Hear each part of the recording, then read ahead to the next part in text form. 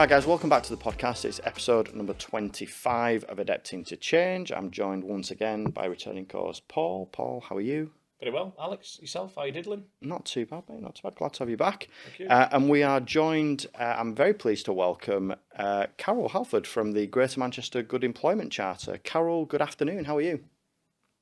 Hi, I'm good, thank you. So nice to be here with you, Alex and Paul. Looking forward to this. Fantastic. So we'll dive straight into the questions, Carol. So can you tell us a little bit about your journey, what you do now, and what led you into your role with the Greater Manchester Good Employment Charter, and what that kind of looks like for you? I've been with the Charter since it started, along with Ian MacArthur. There were kind of just the two of us initially. So I've been there through its development. And my role predominantly is to work with employers to help them in terms of, once they become a supporter of the Charter, to then progress towards becoming a member of the Charter. So kind of lots of relationship building, looking at where an employer is at a certain point in time, what their aspirations are, and determining what things they might need to improve upon to be a part of that Good Employment Charter community. So it's great. It's a great role. And I get the opportunity to work with lots of different employers and lots of different stakeholders. I love the fact that it's a great opportunity to kind of build relationships as well, and kind of celebrate that good practice that a lot of employers do have, but also help and support employers that are ambitious and want to do better. So yeah, I'm very, very lucky to be in this role. Sorry, go on. I was going to say, when did the Charter actually, when was it formed? When did it start?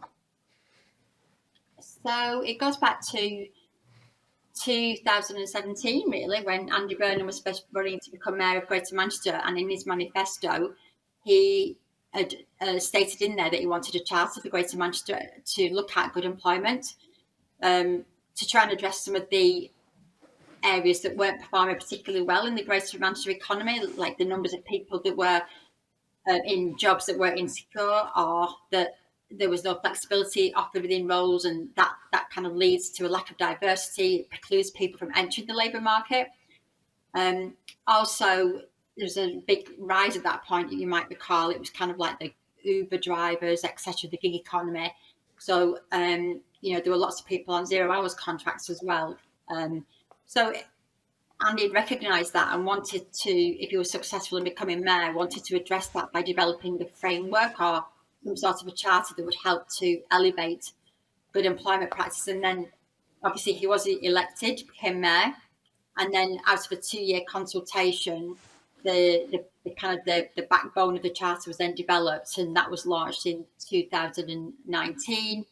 And then kind of Ian was working on it at the time, and then I joined, and then in the January of 2020 was when we launched the member tier, and then obviously the world changed a couple of months later, didn't it? Because we had COVID.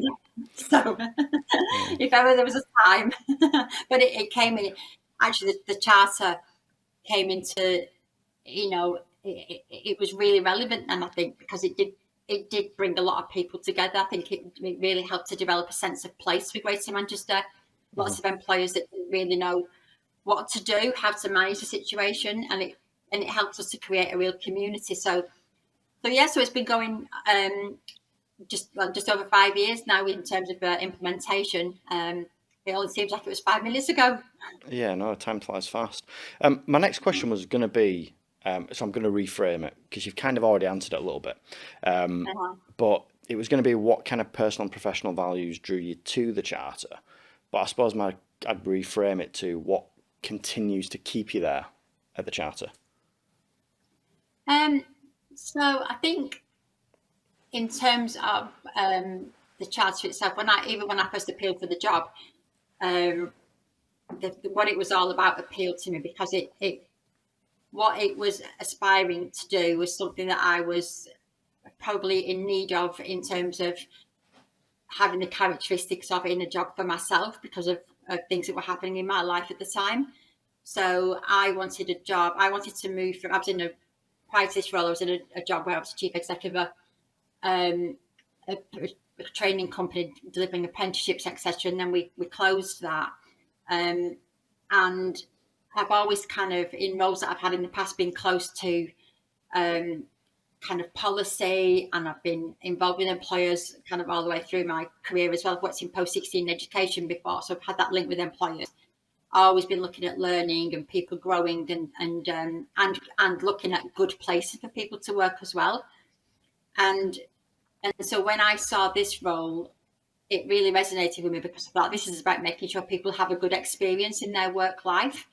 Said I needed a change, and I had caring responsibilities at that point in time. So the values that I was looking for and are there now, and we still live and breathe them, and I like to look at them when I do go to other employers, are always around things like trust, and about respect for each other, and about being honest. And another big thing that I always look for is about people having fun as well, because I think having fun at work is really, really important, because you do spend a lot of your life with work colleagues, and they're almost, if you have a good place to work, it can feel almost like a bit of an extended family. But they're the people that you're spending hours and hours with each week, and it's important to feel comfortable, to feel safe in those environments, to feel that you're valued, and that your contributions are recognised as well. So that's kind of what drew me to the charter, because it was all about making sure that people had that good work experience, but also get a good work-life balance as well. I've always worked in environments where it's been kind of work. So it's been really refreshing to have somebody saying to me, what are you doing on your laptop at that time? And we're not doing that now. And we've seen that more and more with the employees that we're working with as well, that they're starting to really recognise that to get the best out of people is about making sure that they're looked after. That was, we just touched on about me changing my new role in the next few days. They were the values that obviously I know Adepts have got, and when I was having discussions with the hierarchy about going into this role, was I wanted them assurances that all them key points you've just mentioned was what was given to me about me taking this next step, and having that support, and having the trust, and again, you touched on a little bit of fun along the way, when you can, absolutely, and it is really important. And I was like a Churchill dog then in my head, nodding, because I'm like, that's exactly what was going through my head a few weeks ago. I do think that people estimate fun, don't they? And it's really important, because you've got to laugh about things. You've got to have some times in the day where you just let go a little bit, and it's all part of that, managing your kind of mental health and well-being as well, isn't it?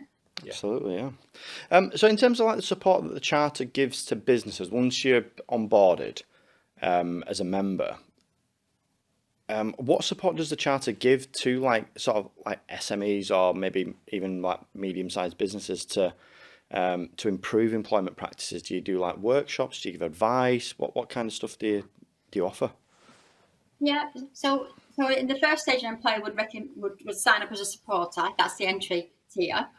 And at that point, they're basically making a commitment to working to those 7 characteristics that we have within the charter. They don't have to meet all the criteria, but they're making that commitment, and that's quite powerful. That commitment is visible then. That's visible to their own employees, to their workforce, to future employees that might be thinking about applying for roles in their organisation, and to other key stakeholders as well that might want to work with an organisation that has similar values. So when an employer signs up, we will have a conversation with them and understand what it is that they want to get out of the charter. So why have they joined? What are their motivations? And then ask them, looking at the 7 characteristics, are there any areas that they feel they need more support with than others? And then we have workshops. So we have share and learn sessions. So we bring employees together on a monthly basis to focus on a particular characteristic. We'll have an employee that will share their good practice, and then we'll look at kind of real life challenges that people have had. They get discussed, and then we come up with kind of solutions that people could take away. But that's kind of created a real a forum basically for people to kind of talk about things and not feel inhibited, and they can trust. It's like Chatham House rules. They trust other people in the room, and people are very open and very giving in terms of what they will share. So it's a bit like that's one way of support. We have quarterly network meetings as well. So that's about us bringing the community together, because we do feel like we have created a community. People, even though there might be some people that are in the same sector, it doesn't feel like people are competitive. They want to help each other and support each other. And I think that's the real hook for our charter, is that there's that sense of, I'm part of Greater Manchester and I want to contribute to this. I want to be a part of this. So we've got employers that are sharing ideas, even though they might be competitors, about how they do things across the network meetings. We've got some employers that are saying, actually, you've got the same values as me. I want to do more business with you. I'm going to think about, if I'm looking for certain products or whatever, and you do that, I know that you've got, you share those values that I have, and that's important to me. So we've seen a bit of that going on as well. So quarterly networks are really good, and we usually have a kind of a topic to discuss at those for people. The last one we had was around pensions, which is always a complicated topic, but we had two fantastic speakers. We had James Kelly from Money and Pension Service, and we also had Aviva speaking as well. And it was fantastic because it kind of took away some of the myths around pensions and fear of pensions that people might have, stuff like that. Then we do explore days. So an employer might open up their workplace, and they'll have about 20 employers that will go along and have a look around the premises. That employer gets to showcase some of their good practice, and then there's a networking opportunity as well. We've got our awards event that we have every year, where we celebrate good practice. That's coming up in the not too distant future. So we're all frantically trying to decide what we're going to wear for that. Yeah, I mean, we were at the awards last year. It was a fantastic event, and we're very excited to be sponsoring as well this year. We haven't. I've got an email from Georgia this morning, just asking who's going to be the one who comes up to present, because we're presenting financial wellbeing, I think. So I think I've been kind of nudged into that one. Sadly. Oh, so you get that stage then. Yeah, absolutely. It's a fantastic evening, though, and as you experienced last year, it's a great way of celebrating all the good practice and brings that community together. And there was everyone was encouraging everyone there. Sorry, like you just been saying, everyone was. I didn't see anyone that wasn't joyful for the next person winning whatever award that was, and it was so encouraging. Yeah. Yeah, it's really, really lovely. It was a lovely evening.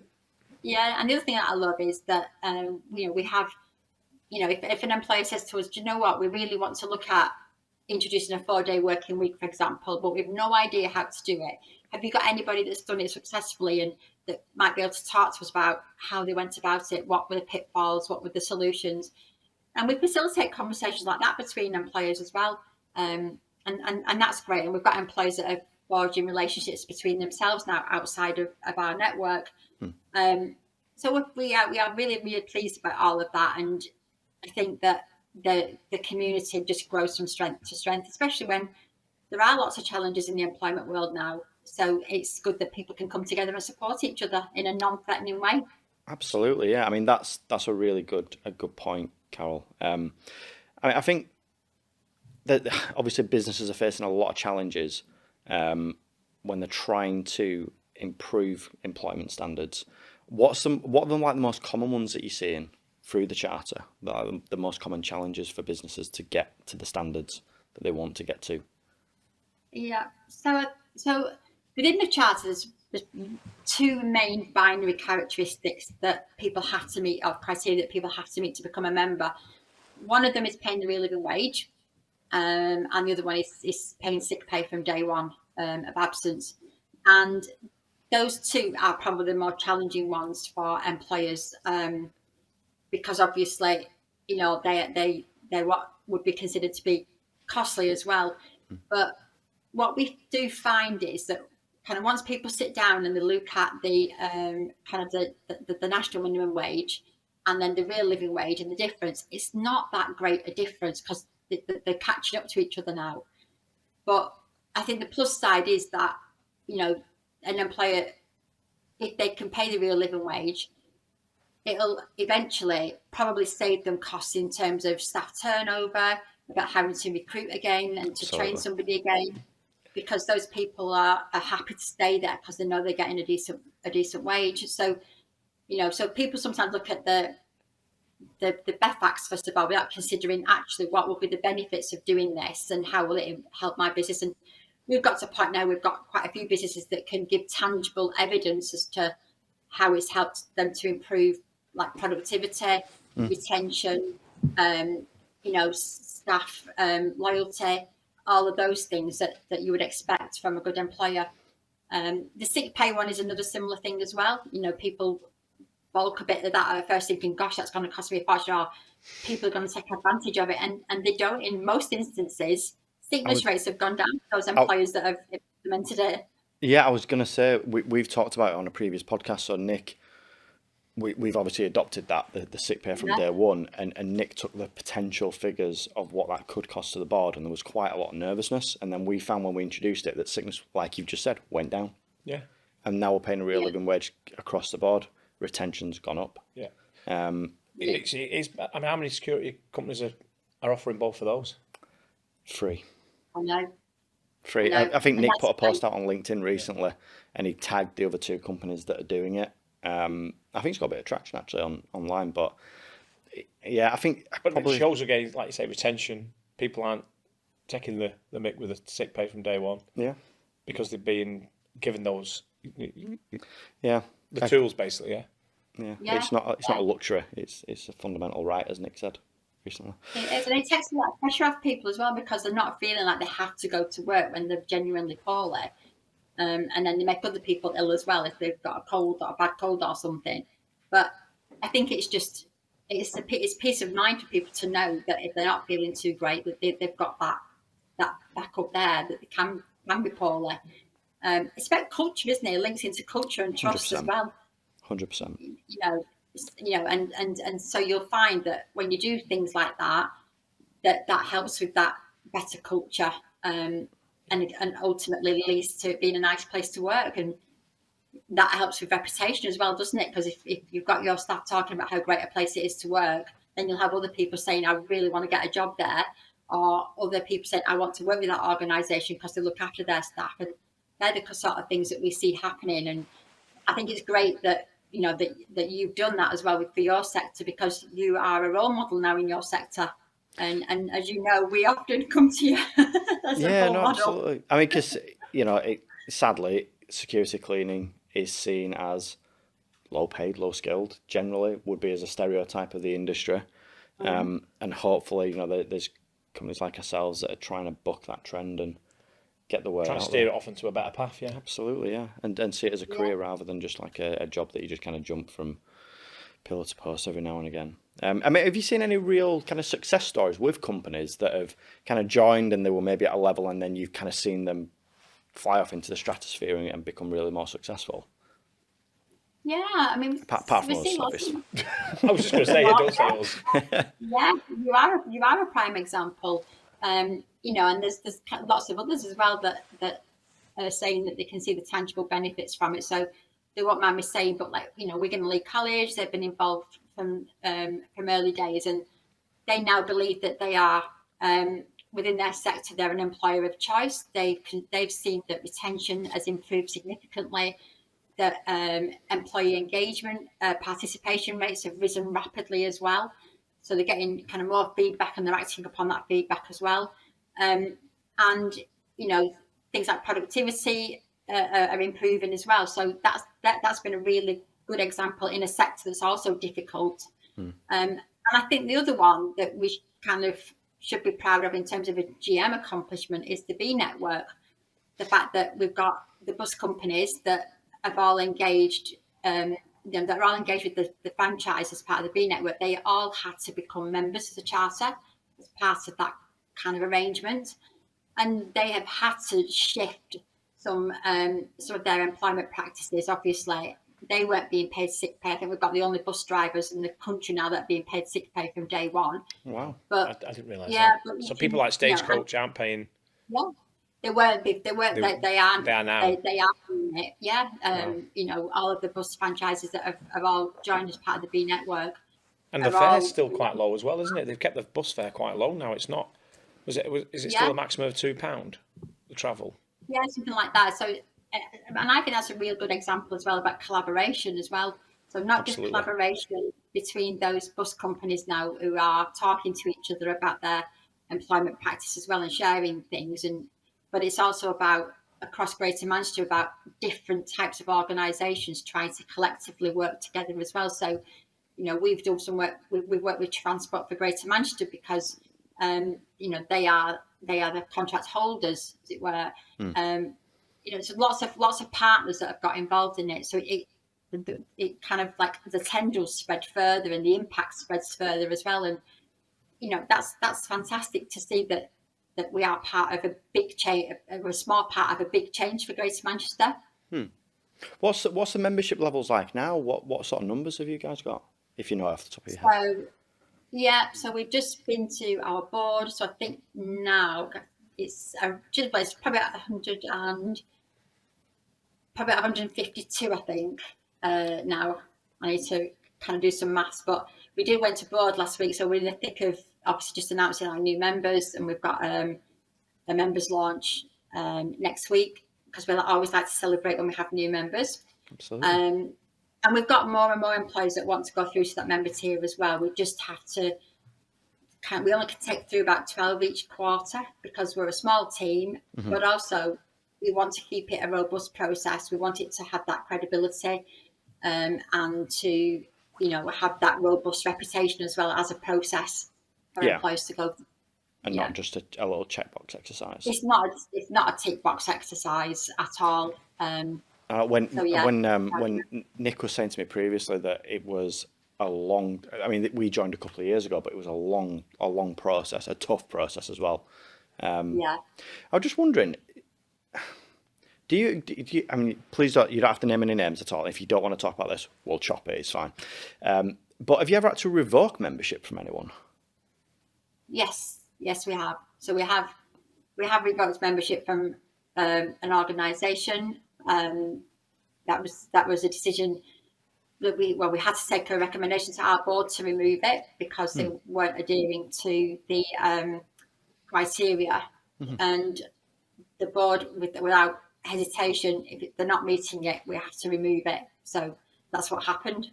I mean, that's good to know from as we sit here as members that obviously, you know, you go through a lot to get the membership. Absolutely. I think but having said you've revoked, are they allowed to rejoin having gone away, looked at where they've gone wrong and correct themselves and come back? Yeah, absolutely. So they step back down to a supporter tier, and which they have done, and then, you know, at a point where they can demonstrate that they can meet the criteria again, we will happily welcome them back as a member.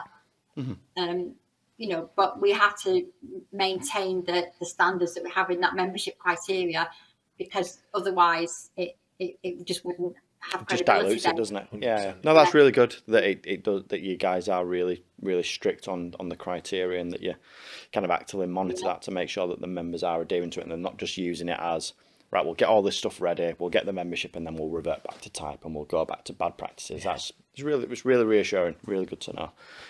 Because I know that other areas and districts have started kind of mirroring their own charters, because we're members of the West Yorkshire Fair Work Charter, which hasn't really got off the ground as yet. I know it kind of started maybe 18 months ago, and I'm getting emails through because we're a member, and stuff is starting to pick up a little bit. But I'm sure they look at you guys and aspire to get to your level. We work quite closely with them at the beginning, and we do work with quite a lot of the other areas across the country that have developed charters. So, for example, I meet on a monthly basis with Liverpool to discuss their fair employment charter. I went to Cambridgeshire a few weeks ago to talk to them because they're looking at setting up a charter. Been to Belfast, they're looking at a charter.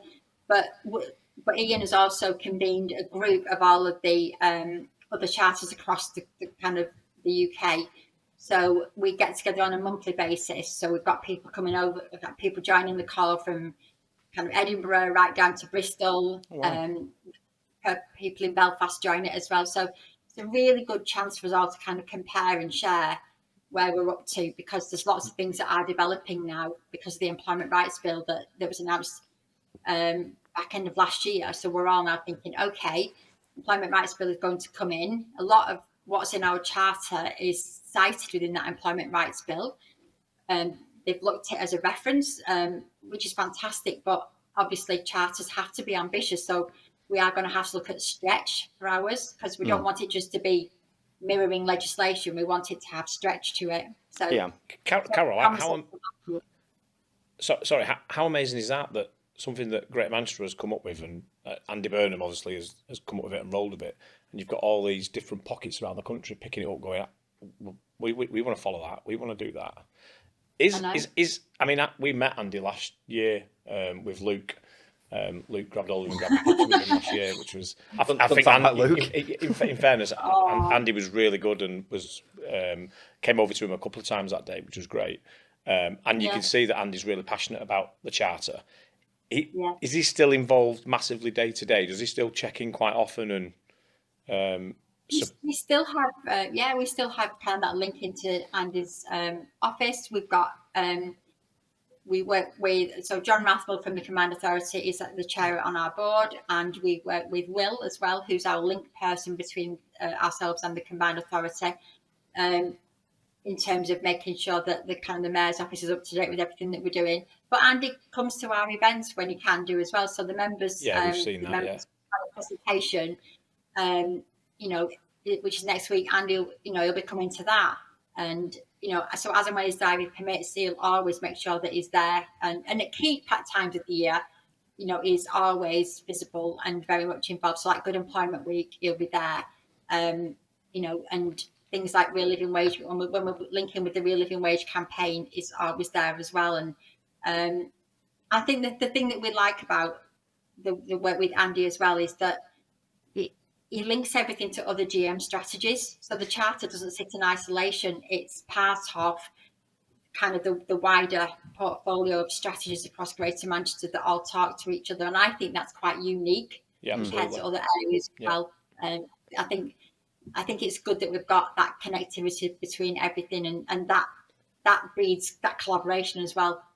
Yeah, absolutely. It's great. Yeah, and it is great that he's involved still, and I say still, I mean, he's actively there, and his passion as well, and his drive for it is great, isn't it? Oh gosh, yeah.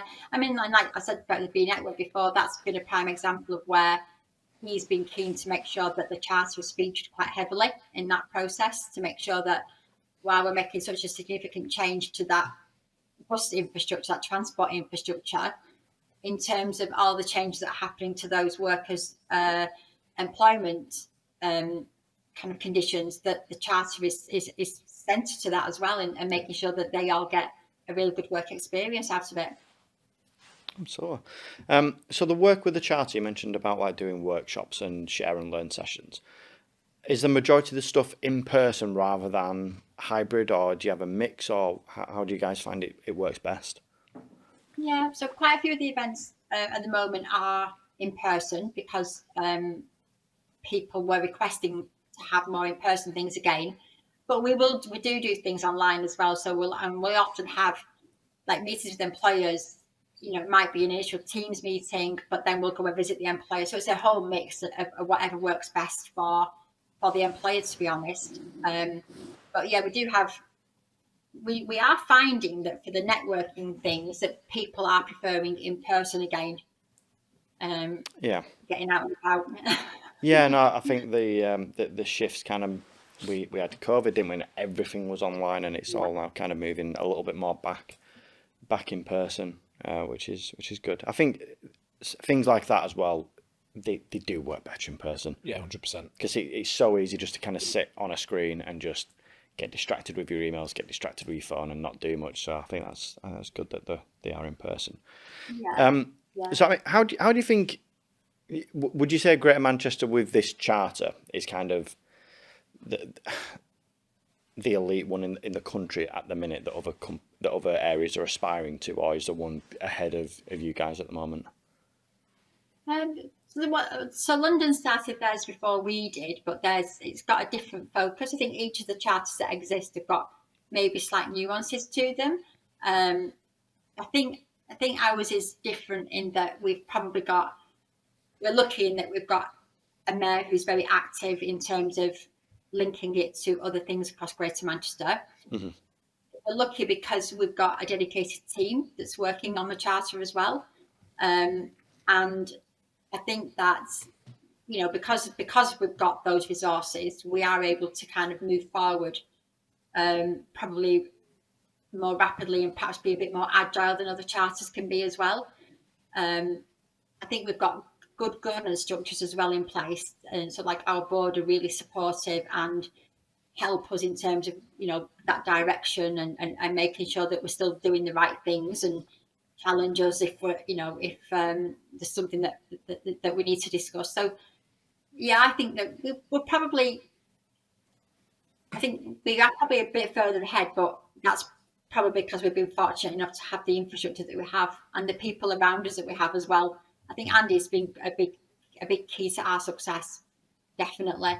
And maybe the timing of when our charter was implemented being kind of coinciding with COVID as well helped us to get that traction with employers when they were, like I said, floundering and didn't know where to go to for answers. It created a central place for people to come together and helped to develop relationships as well, because everybody was feeling quite isolated and lonely then in terms of, where are the answers? Absolutely. I mean, do you think we'll ever get to a point? I know from where you started, obviously you'll have seen employment practices, 2020 and before at a certain level, and now they're kind of getting to a different level where we are now in 2025. How long down the road do you think it'll be before good employment is kind of like the baseline for the majority rather than what fundamentally is the minority at the minute? Well, with this employment rights bill that's kind of working its way through Parliament at the moment, quite a lot of the content of our charter sits in that now. So that it might be around 2027 when some of that kind of legislation comes into force. So it's still a bit of a journey to go yet. So that will be great because that will lift everybody. If it's legislation, people will start working towards it, and there'll be codes of practice in that as well. And then obviously for us, we want to continue to have that ambition as well and elevate things even further. But speaking to the other charters across the country, I think there is a real appetite for other areas to improve employment practice as well. So kind of hoping that, over the next 5 years that things will continue to get better and better. I think young people coming into the labour market now are different and have got different expectations than perhaps people of my generation. They seem to be very much driven by values. Absolutely. They seem to be quite bold in talking about the things that they want within a workplace as well. So some of the market forces will drive some of that as well. Carol, you meant, I was thinking of asking you something, but you've sort of half answered. Sort of in the next 5 years, what's the one personal goal you'd like to see the charter achieve in the next 5 years? Hard to say one thing really. I know.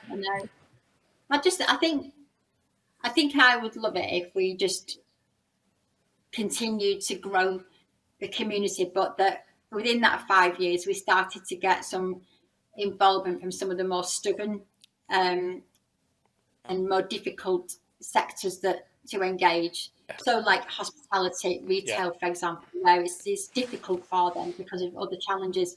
I think it only takes one to break that mold, though, doesn't it? It only takes one. Yeah. What are the challenges that they're seeing? Because I'd have said traditionally, probably we sat in that we sat within those sectors.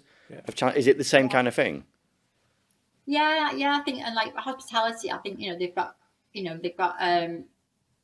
paying the real living wage is an issue. Sickness, absence, because there's different kind of rules in hospitality as well. And I think other things like They use the hospitality. They pay with their tips, don't they?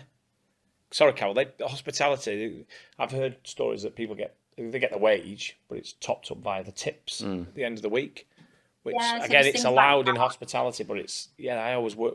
I kind of figure out how do you have a consistent wage if you're paid on a tip basis. It sort of alarms me a bit that. Yeah. And there's often in hospitality a lot of seasonal work as well. So people will flip from one job to another, or it can be quite kind of turbulent in that ships get cancelled at short notice because things change. So there's so many kind of movable aspects of it. So I think for us, and it is an ambition for the team as a whole, really, it is about getting more of those sectors involved as well and helping to see real differences in their employment practices. Sorry to throw that on you then, Carol. Sorry, but good answer. No, it's fine. It's fine. Do you think the employment rights bill will kind of maybe kick that on a little bit quicker than, not saying they would have liked, but maybe through a necessity, and then they'll need to maybe reach out to like the charter or something like that to. Yeah, and to be fair to some of them, we have had some organisations that have come to us and they've just said, we really believe in this, but we just can't make it work for us at the moment. So there's a willingness there from some, there's just not been able to take it further.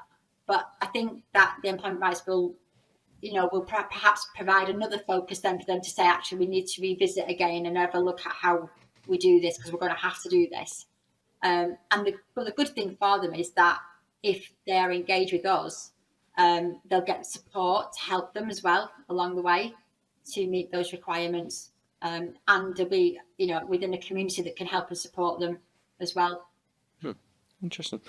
So you mentioned before as well about the awards that are coming up. It's only a couple. I mean, we're recording on the 28th of May today. It's the 12th of June, is it? Yeah, 12th of June. Yeah. So everybody's fancy to try and, like I said, decide what we're going to be wearing that night. Well, I mean, Ian came along. Yeah, Ian came along to our awards back in March. I know I came in. Oh, of course. Sorry, Carol. You were asleep. I was, yeah. Well, I saw that many different people that night. True. But I can't imagine, because obviously you guys are on a bigger scale than us. I mean, planning our event was not a nightmare, but it was hard. How many people are you expecting for the event? It'd be quite a few hundred, won't it? About 280 people will be in attendance this year. Yeah, so slightly smaller than previous years, but that's because of the capacity of the venue. But it's going to be a fantastic night. We know it already. Yeah. No, we're looking forward to it. We are very much looking forward to it. In terms of questions and stuff that we wanted to rattle through, I think the only other question that I'd have now would be, what would be kind of your closing statement to people who are maybe watching this, who are considering joining the charter but are a little bit on the fence, don't know if it's worth it? What kind of message would you want to give to those people? Basically, they've got nothing to lose by becoming a part of it. It doesn't cost anything, and I think that there are so many gains that people can have. So we don't police people. We don't judge people. We are there to help and support, and people benefited from the network as a whole as well. They've kind of forged relationships that they perhaps would never have had the opportunity to have made themselves without those kind of introductions. So I think that the gains that people can get from joining the charter probably outweigh any concerns that people might have. And like I said, I think people think, oh gosh, it's some sort of big accreditation and, we're going to get an inspection of some sort, or it's not like that at all. And you've been through that membership assessment process. It isn't like that. It's about very much about us working with you to help you and support you to get the best out of your employment practices. And I don't think there's kind of many opportunities like this where people can come together in a way that is not competitive. It's just about support. And that is the key word, isn't it? Support. And that's exactly all it's ever been. Yeah. Yeah, exactly. And but it's done in a professional way. And the nice thing about it is that people have developed like really good relationships coming out of it as well, going outside of our network, which they're enjoying now, and giving them business benefits outside of what we offer them as well. Absolutely. I mean, it's not becoming like a criteria on bids, but we are kind of seeing questions getting asked about charters and fair work when we're bidding on business now. So that is kind of creeping in a little bit. I'd expect over the next couple of years to see that become maybe like a scoring matrix if you're part of like a regional, good work charter in Greater Manchester, for example, or the West Yorkshire one over here. So yeah, I think like you said, I mean, and the fact that it's free as well. I didn't know that it was free to join. I think there's no nothing to lose. At all. I mean, the procurement angle is interesting because we do see it a lot in bids. I always know now if it's like some sort of a traffic light scheme or something going on in Greater Manchester, because we get no end of employers that are bidding for a contract to put a particular project in place. But that's good though, because we've got public sector organisations that are using the charter as a way of kind of measuring, or as a way of one of the measures for like corporate and social responsibility. Absolutely. But we are getting a lot of employees from out of the area as well. So for us, it's about determining, well, are those employers in it for the right reasons, and do they want to progress further, or are they just doing it for a tick box? Which is why we always have that meeting with them at the beginning to say, what are your intentions? Why are you getting involved in this? So just one final question. Sorry, I got a bit of a brainwave then. Is it literally only for companies that have an office or they are based in Manchester, or could someone from Plymouth, for example, apply to be a member of the charter?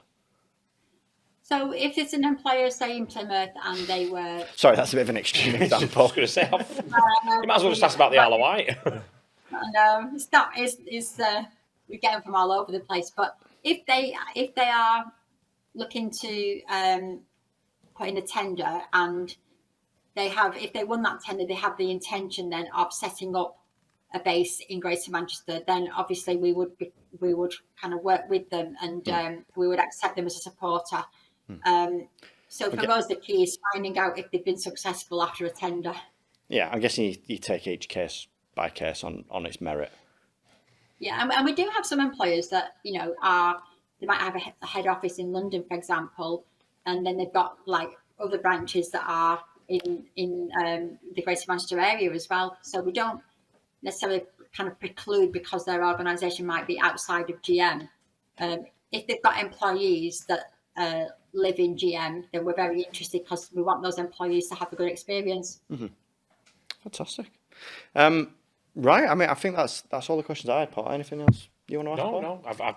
I think I've threw Carol off the cliff once already. I don't want to do it again. No, but thank you so much for joining us, Carol. I know that yourself and Ian are very, very busy people.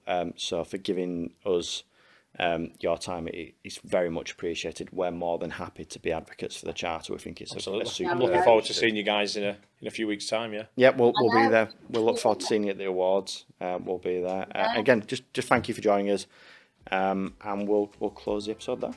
Yeah, thank you, Carol. Thank you. See you soon. See you soon.